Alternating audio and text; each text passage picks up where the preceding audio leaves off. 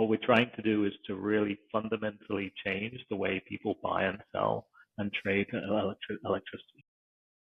But what's really unique about electricity is that electricity has to be produced and consumed in the same time window, right? So in order to keep the lights on, supply has to equal demand at all times and on all time scales. The main way it has to change, and this is what we're focused on supporting, is it's based on an annual match of supply and demand. So to unpack what 100% renewable energy means, it means that an energy provider has matched your electricity consumption with an equivalent volume of electricity production that matches in the same 12-month window, right? So supply and demand match in a 1-year window, which means not a 1-hour window, right? So that means they could buy electricity that was generated in the summer from a solar farm and match that with your consumption at nighttime in the winter, right? Which kind of probably was okay 20 years ago when there was no renewables on the grid, but now doesn't really reflect the way the electricity market works, and where we have sometimes too much renewable energy on the grid and other times not enough. Welcome back to the Clean Techies podcast, the #1 podcast for climate tech entrepreneurs. This week, we're joined by Toby Ferenczi, CEO of Granular Energy. The ability is to manage and report their energy certificates. So if you have no idea what that means, that's all right, because I didn't either. But essentially what it's doing is making it easy to trade, quote-unquote, electricity on the grid. It basically makes it easier to understand where energy is coming from and where energy is going. Now, it's obviously a lot more complex than that, but, there's no better person to take on this industry and this problem other than Toby.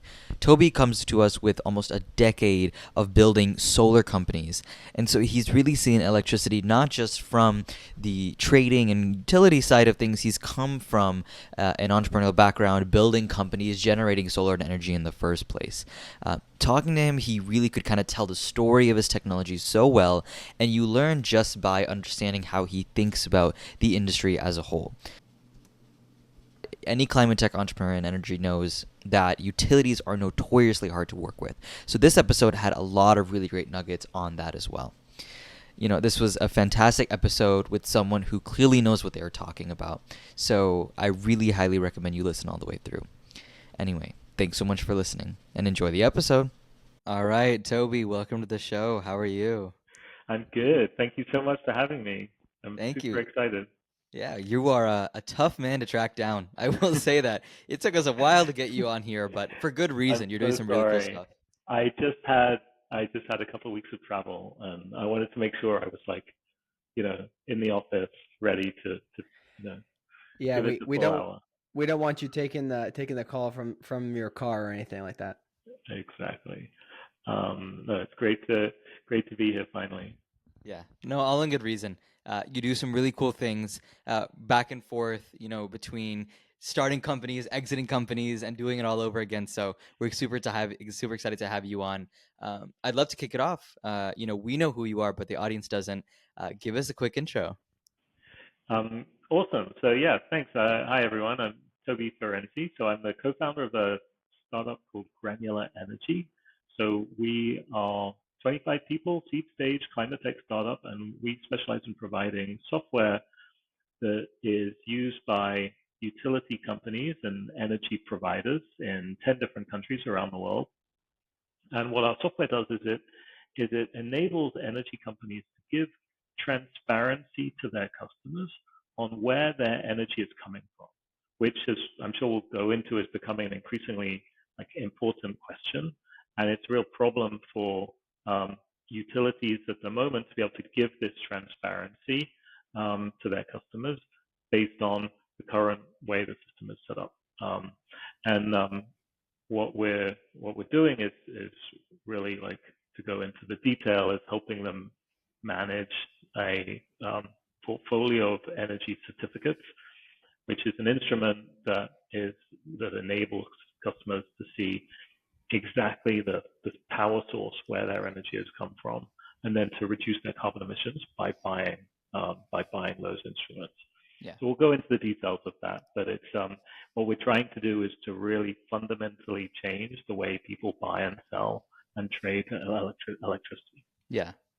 It sounds like we're about to get really complicated. But before we do, I think we can set some ground rules. Basically, what you're trying to do is provide visibility into essentially the journey of electricity, right? And one of the coolest things that you had, one of the taglines I remember about your company is that you trade electricity, right? So what the heck is that? Why do people want to trade electricity and furthermore know where it's coming from? Yeah, so great questions. I mean, why do we have electricity markets at all today, right? And I guess the first point is in that a lot of places you don't have electricity markets, right? You don't need to. When you first had the first electricity systems, you had basically single companies that were responsible for everything, for generating the electricity, for transporting it over power lines and selling it to end customers. And you still find that even in parts of the United States today where you have a fully vertically integrated utility, often state-owned. There's no need to trade.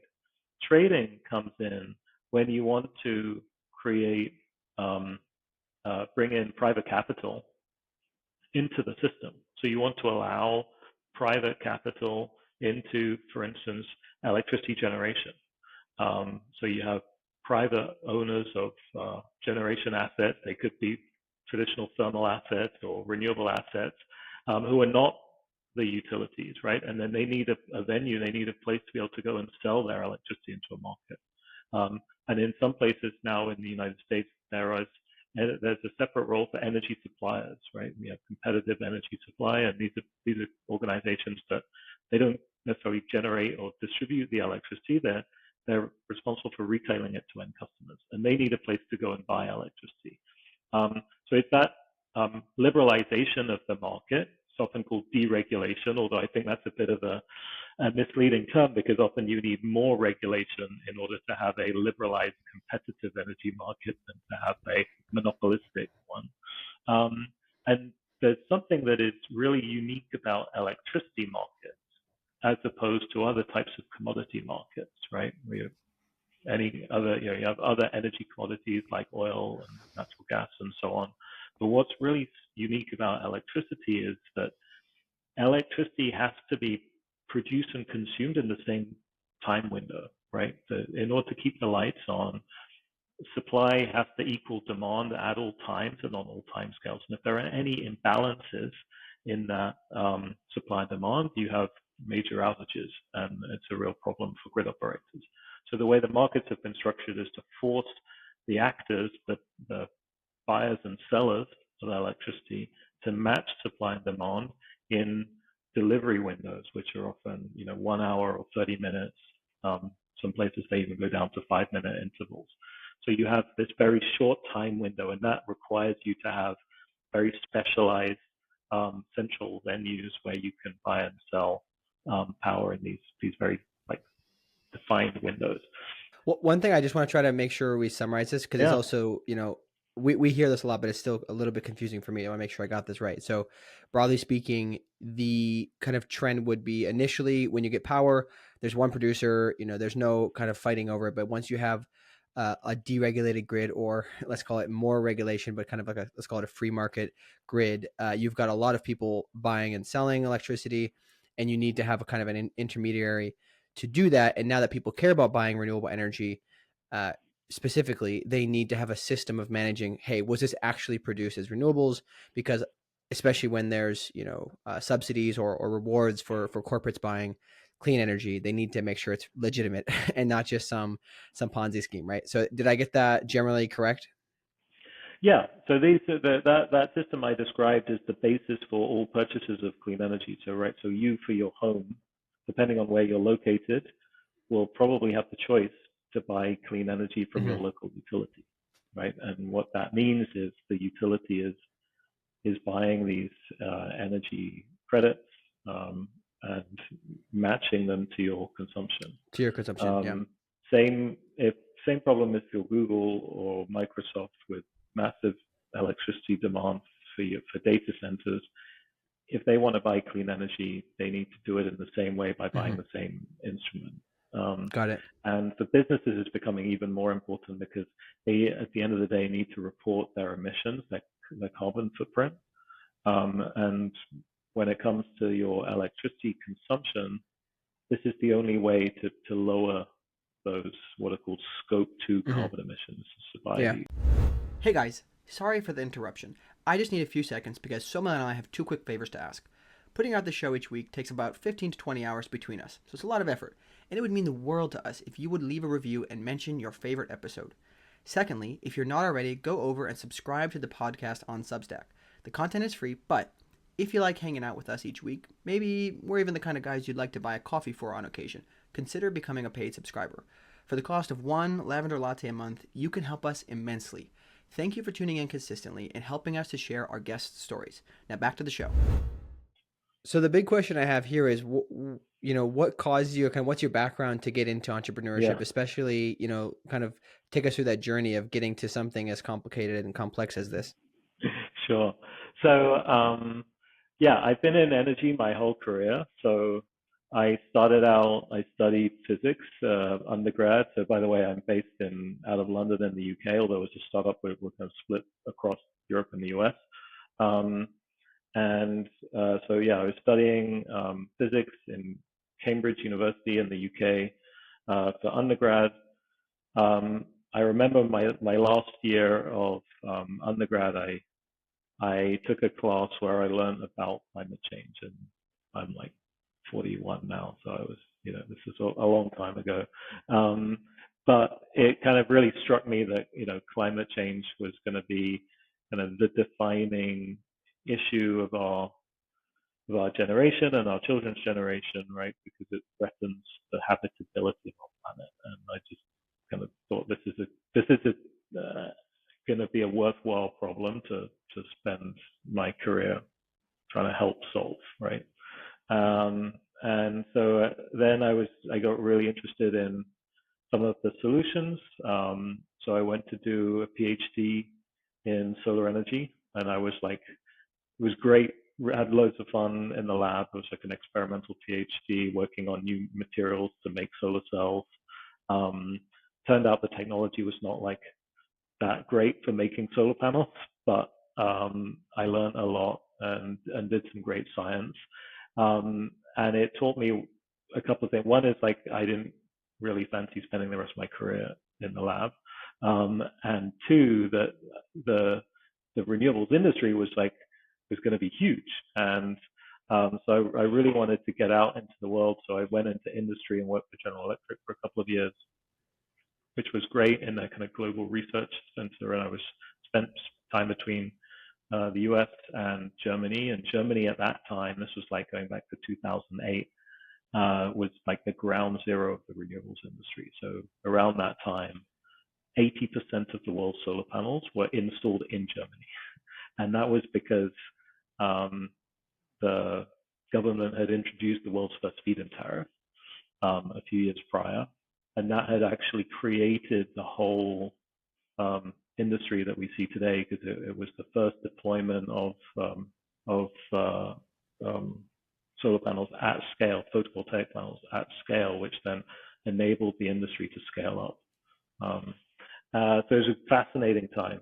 And then I actually had the opportunity to go and do a startup with a friend from Cambridge who had been a consultant at Bain, and we set up one of the first rooftop solar financing businesses in the UK, where there was also a feed-in tariff that had been introduced. And so I did that for a couple of years. We sold it to a Chinese solar panel manufacturing business in 2013, which was really interesting. Spent a couple of years working working for a big Chinese solar company, and learned a huge amount there.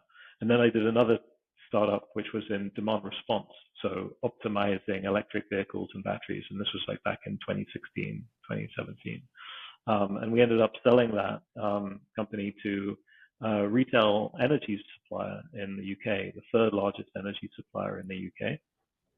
And this is when I started to get interested in this, topic of electricity trading and, really how customers can choose one type of electricity over another. And the main way it has to change, and this is what we're focused on supporting, is it's based on an annual match of supply and demand. So to unpack what 100% renewable energy means, it means that an energy provider has matched your electricity consumption with an equivalent volume of electricity production that matches in the same 12-month window, right? So supply and demand match in a 1-year window, which means not a 1-hour window, right? So that means they could buy electricity that was generated in the summer from a solar farm and match that with your consumption at nighttime in the winter, right? Which kind of probably was okay 20 years ago when there was no renewables on the grid, but now doesn't really reflect the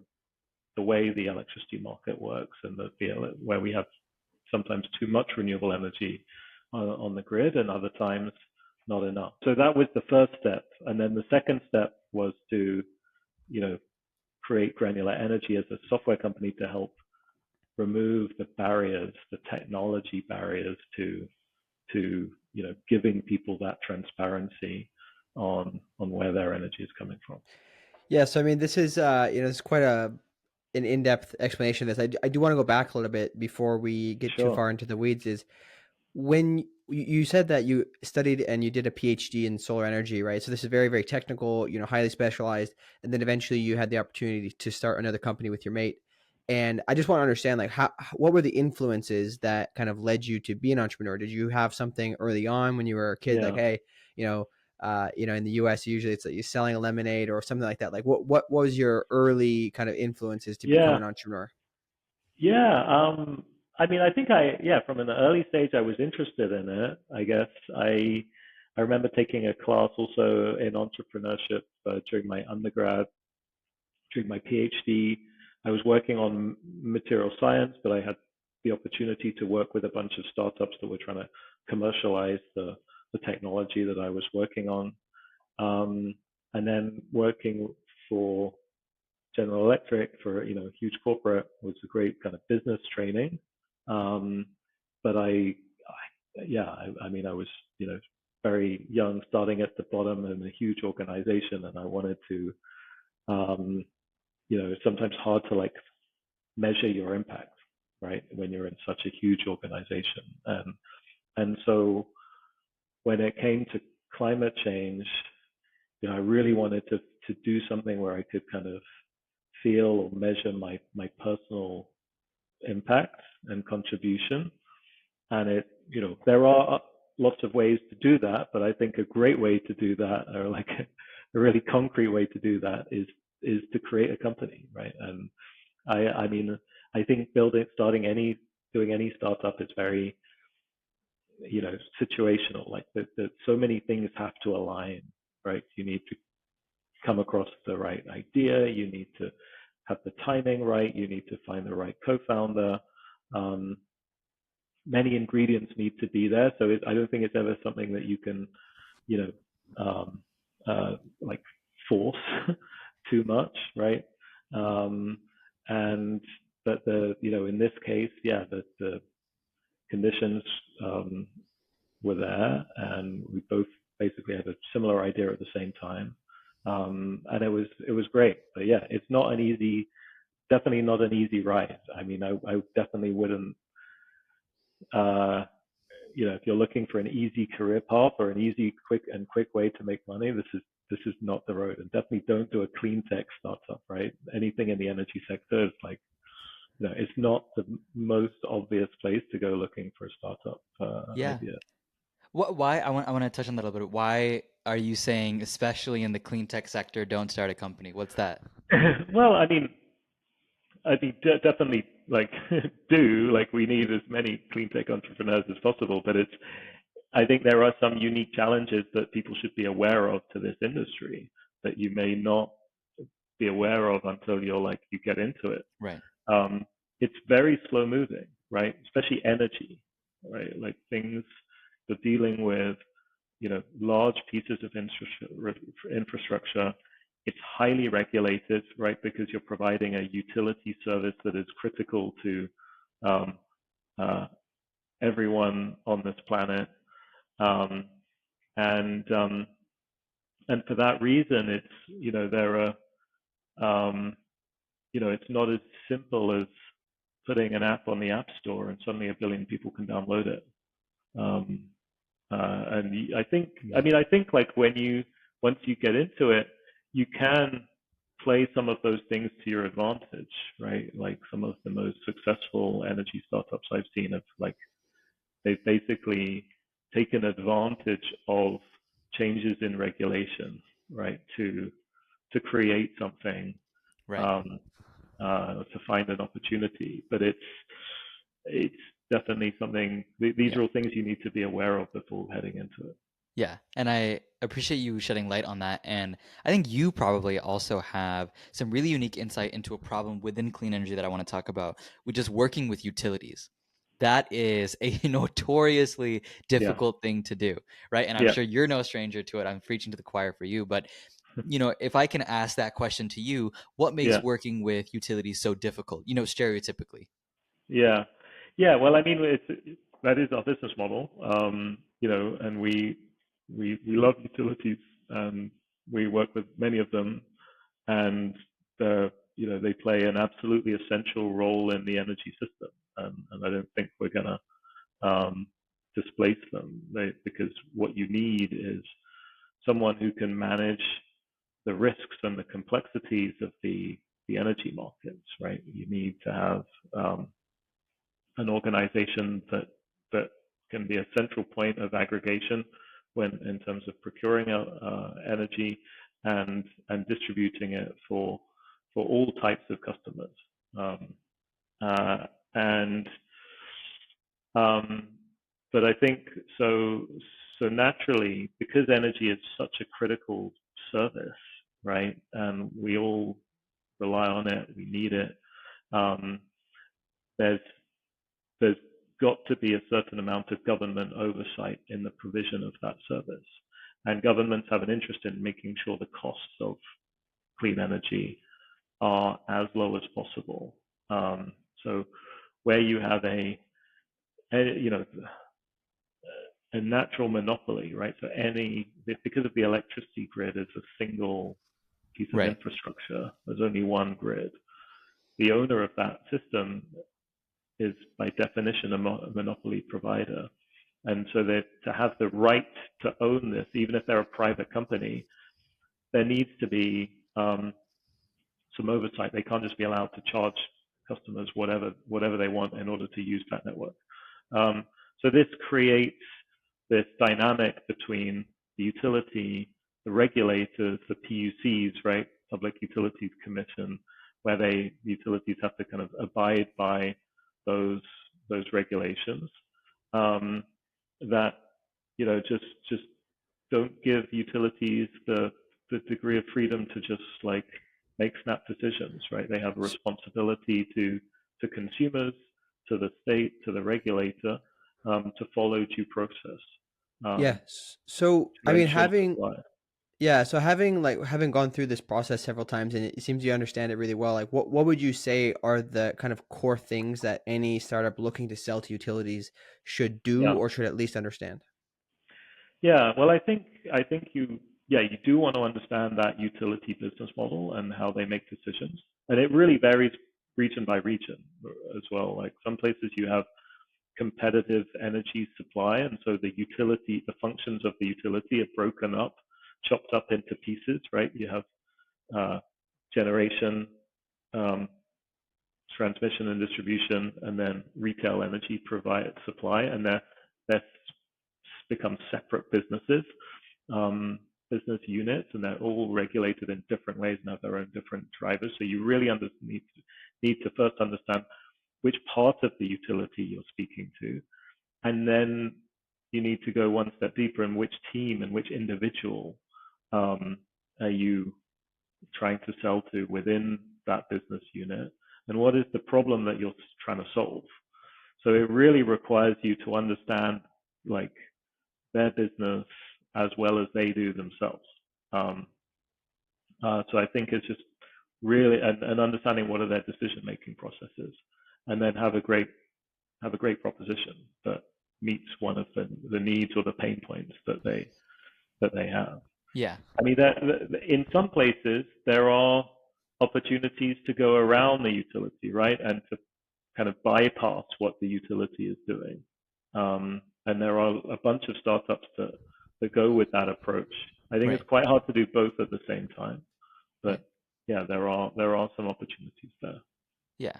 And also, I'd love to maybe take a step back, and this might be more of a quick answer. But for you as an entrepreneur, right, you're building a company that's not only built off of the experience you have now, but you've seen some of the same lessons you've seen over a decade of being in solar, right? That might have given you a sense of what will work in the future, right? Mm. So I'm wondering if there are certain common misconceptions about how people operate, within the solar industry and things that they're trying. Is there anything that you're seeing there? You could probably go on Yeah. forever about this, but a couple quick points about that. Sorry. Yeah, I mean, yeah, you're totally right. I mean, you do see the same business models once you are as old as I am. Like you see a few business models come back around. Like particularly, and we're seeing it here in Europe. There was a big wave of like rooftop solar companies that we were part of when the first feed-in tariffs were introduced. Then kind of the economic environment went away, and then a lot of the business has come back now with the high electricity prices we've seen, partly driven by the Ukraine war, and that has kind of just created another spawn, and with people doing the same model. So I think, and you also see in terms of like retail energy supply, like cycles where it becomes a good business, waves of consolidation and contraction. So I think definitely spot the cycles. Like sometimes when, yeah, it's often a great business in energy could look great because of the market conditions rather than because of anything fundamental. Right. But yeah, so I'm trying to understand Yeah. the fundamentals. Got it. And I think the fundamentals are key there. I'd love to switch it up a little bit. This is something I feel like we're essentially treating you as like the wise guru of solar, right? You've seen so many different things in the industry. I'm wondering if over your course of building teams and working with people, have you seen certain skill sets that are very crucial to working in solar, especially right now? I mean, we're talking at a hypothetical, understand the people, understand the regulations, but as you build your teams, are there certain things that you have been looking Yeah. for?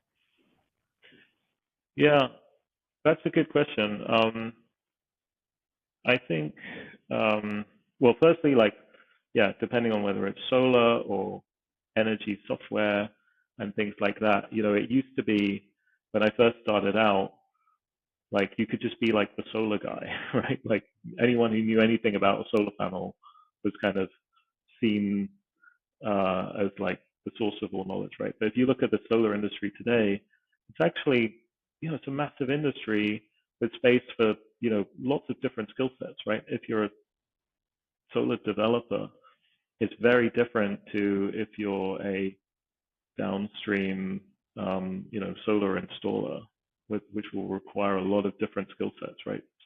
Solar development looks like property development now. So you need people who understand project finance, who understand like planning and permitting and all of those things. So I think it's really, you can't just say one skill set or another. I think it's really like there's a lot of translatable skill sets, but you have to go into that specific role. I think we have a mixture of people who have deep energy experience, and people who don't have any, and it just really depends on the type of role. When we're hiring software engineers, we're really just looking for the best talent that we can find. We're building a really complex piece of software involving a lot of time series data, so we have some quite rigorous tests that we do, which don't necessarily need energy experience. But when we're hiring people for our more like external facing roles, people interacting with big utilities, there it does, if we're hiring a senior role, as opposed to entry level, having some knowledge of the language, right? If it's a very deep and complex industry, then yeah, that's something that takes a few years experience to Yeah. build So up. I mean, so it sounds like there's no one particular skill set, but you've hired a lot of people and built many teams. If you were to just boil it down to, the best employees that you've had or best Yeah. partners you've worked with, what would you say is the one thing that is most critical in order when you're doing the hiring process to say this person has this? I know at the end Yeah. of the day, like they're going to figure it out. Yeah. I think it's a natural aptitude for, problem solving, and it's comes down to attitude, right? We're a mission driven company, and we want people who are fired up and excited about solving this mission, right? Like if you have those raw um, qualities, then it's hard to go wrong, right? Because you're going to be motivated to learn. Hmm. And so far, I mean, you've obviously, having built several companies and exited them, can you tell us just how it was for your kind of fundraising process this time with Granular, and then any particular pieces of advice that you have for founders when it comes to fundraising? Um, yeah, great. Well, I mean, I do think like it's certainly not a requirement to have done a startup before in order to raise money. I think it kind of helps because you can point to some relevant experience and show that you're serious and you've been through that, some of the learnings. I think what I really think helps when you are trying to go out for funding, and I know that like the market we're going through a kind of turbulent time in terms of fundraising environment. But really kind of before you go out for funding, like be your own investor, right? Ask yourself all of the most difficult questions that you could imagine an investor asking, because ultimately you are the biggest investor in your own company, and you're investing with something much more important than money, right? You're investing with your own time. And if you can't convince yourself that, this is the one and the only thing that you should be doing with your time right now, then it's going to be hard for you to go out and convince somebody else to like give you the cash to go and do that. So I do think there's a lot of preparation that people can do to understand like why they want to do that business, and have tested it and validated it as much as they possibly can, which doesn't necessarily require spending money to do that. But I think it comes down to that conviction, because when you have that personal conviction, it's much easier to persuade others to join you on the mission. Right. And I love all of that. I mean, I think that's spoken as like, how do you embody the company that you're doing, and how do you time and time again convince people that they should be putting their hard-earned money into you, right? Like you're doing it, but also recognizing that and communicating it. I love that point, because I think it's like something that people don't think about when they're in the thick of things, right? But it's such a powerful thing. If you lean into it, I think it can really stand out. I'm curious. So, now almost looking towards, so it's the time has flown. I don't know where the time has gone, but looking now towards the future, right? I'm wondering if you can say, maybe like in a quick couple words, like what do you believe is the future of the industry that you work in, working with utilities? What do you see coming down the pipeline? Hmm. Um, so, I mean, I think that this problem that we're helping to solve, which is enabling people to make that choice over one type of energy or another, is going to become more important. And I think just looking at the political landscape, right, in the US, but also in Europe, right, we don't know what governments are going to decide to do when it comes to the energy transition and climate change, meaning that we cannot rely on governments alone to make the energy transition happen.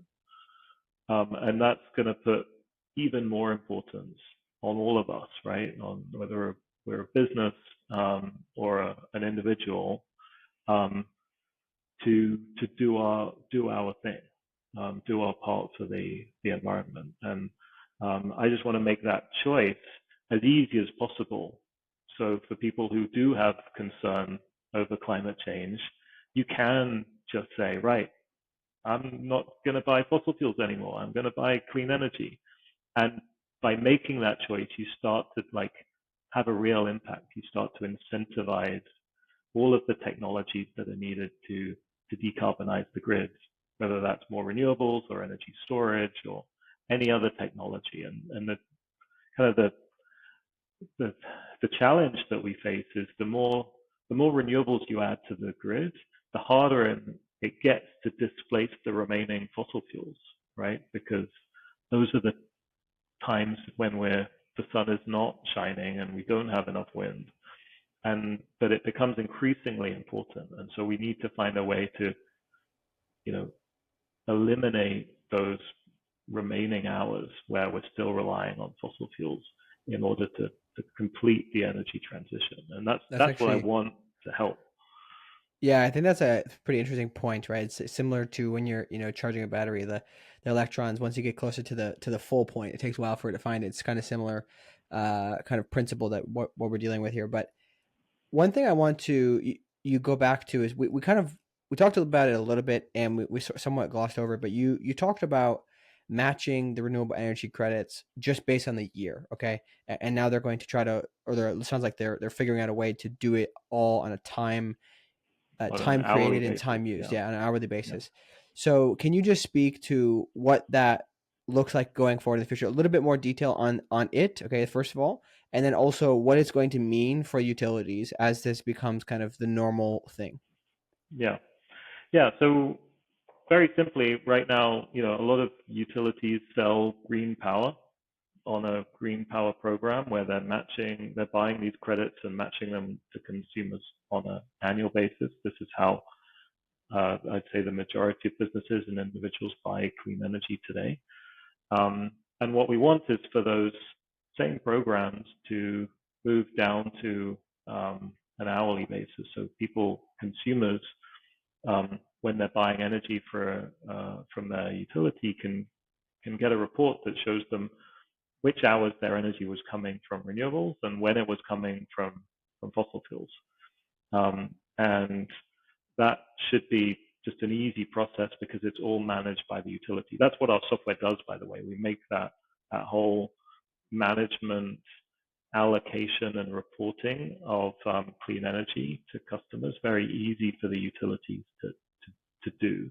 And that then hot triggers, it creates an incentive for other technologies, not only more renewables, but also things like energy storage and flexibility. So when you buy these credits today, the money eventually flows back to the developer, right? That can use that to go and, build more renewable projects.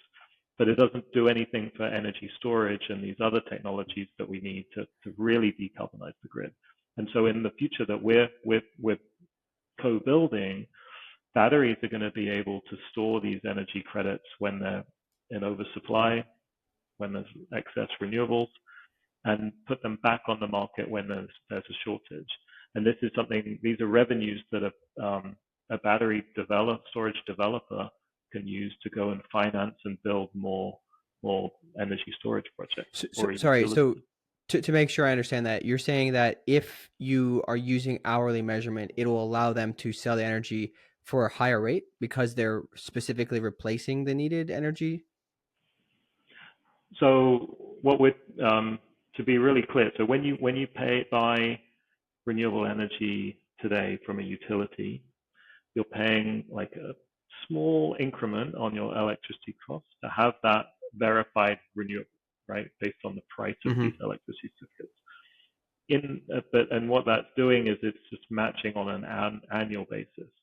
In the future, you may just pay the same amount of money, so not necessarily paying any more money than you would do to buy renewable energy today, but the cost of these certificates will have an hourly price. Right now, the way they're priced the same regardless of supply and demand. But in the future, we expect renewable energy to be more expensive when it's in short supply, and less expensive when it's in oversupply. So you haven't necessarily paid any more for these certificates, but there's a price there that is reflective of the real world supply and demand. Okay. Got it. Okay, that makes a lot of sense. Instead of just necessarily averaging it, so it's not really going to affect the buyer as much as it will really the developer of these projects and the energy generators. I guess what's going on right now to manage this? Like, what are utilities doing actually without the software? Because it sounds pretty complicated. Yeah, I mean, utilities are starting to look at this. We're working with increasing numbers of different utilities and also competitive energy suppliers in competitive regions.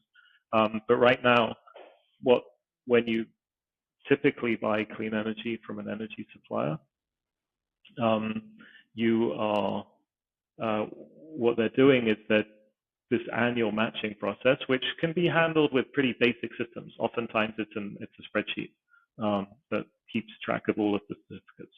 But if you want to move from an annual certificate to an hourly certificate, it becomes a much more complicated process. And that's something that creates a need for some dedicated software. Okay. And then we have a whole, range of other software that will be needed around energy trading as well, which is another story. Okay, got it. One last major thing I want to understand is this demand for this hourly matching coming from buyers, or is it coming from the utilities? Because usually utilities, my understanding, don't like to change things. Yeah, so it's coming from buyers initially, right? Google and Microsoft have made big announcements about how they want to source clean energy on an hourly basis. Same with the US federal government, which is quite a large electricity buyer. They have a target to source 24/7 clean energy. And now you have all the hydrogen developers because of the US Treasury's proposal for the 45V hydrogen tax credit. So it is coming from buyers, but utilities do eventually have an obligation to respond to that demand from their customers. And they're starting to see this as an opportunity because they often have programs to do things like demand response or energy storage. And this is a way to kind of get their renewables programs working to help drive adoption of these other programs. So it is very much in the utilities' interest to do this. But you're absolutely right. It's starting with demand from customers. Okay, got it. Yeah, I just was curious because I think it's important to understand. I mean, if you're going from annual matching to hourly matching, I mean, the step up in difficulty and complexity to manage that and the staff required to do that on a spreadsheet, like it just exponential, right? So I can assume that if the utilities that you're selling to are facing that pressure, it's relatively a relatively straightforward sale. Obviously, selling to utilities is always difficult. Nobody's going to say it's easy, but I just want to clarify that. So I guess we've talked about a lot of things. One last thing I would like to ask you is that given you've worked in this space a lot, you have an understanding of many angles. What are the other opportunities or gaps in the market that you see that if you didn't build Granular, you'd go and build these other things that you'd be other types of companies? Yeah, I mean, there's so many. I think I give you one in energy and one outside. So one in energy, obviously grid. One of the main pain points that we have right now is like grid connection queues. It's not the US, here in Europe, it's awful as well. Like, just huge waiting times in order to connect to the grid. And so I've seen quite a few startups, come with kind of, grid analysis, grid monitoring software that helps to identify the best places to connect to the grid and to help manage the connection queue. So I think there's just that's such a big pain point that if you can come with a solution that even just incrementally improves that problem, then you'll find a lot of people willing to listen.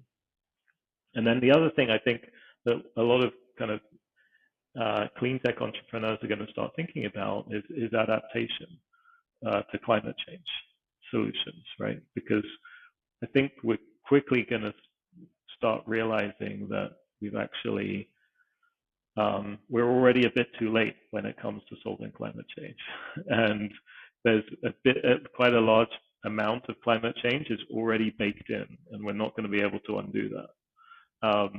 And that is going to just, create so many issues and problems that are going to require, where I think there's just enormous, like, fertile ground for coming up with businesses that help humanity and help individuals adapt to the, unfortunately, like, the pain that's coming. Yeah. Oof. It's a bit of a tough note, but I think it's sorry, a bit of a downer. no, it's a bit of realism that I think is important, and I think the way to look at it is, that might be true, and it's important that we keep going to try and mitigate whatever that the outcomes will be. So, Toby, this has been amazing. You really broke down for us, solar, the solar industry, utilities, the company you work in, selling and exiting companies and building them all over again in such a unique way. So we really appreciate you coming on the podcast. I think that the 4 or 5 times that we had to reschedule this was very worth it. So we appreciate you coming on. Before we let you go, where can the audience find you? Our website is www.granular-energy.com. So link there, or just get me at toby@granular-energy.com. Amazing. Thank you so much for coming on. Great. Thank you. And thanks for your patience as well. Like, really enjoyed it.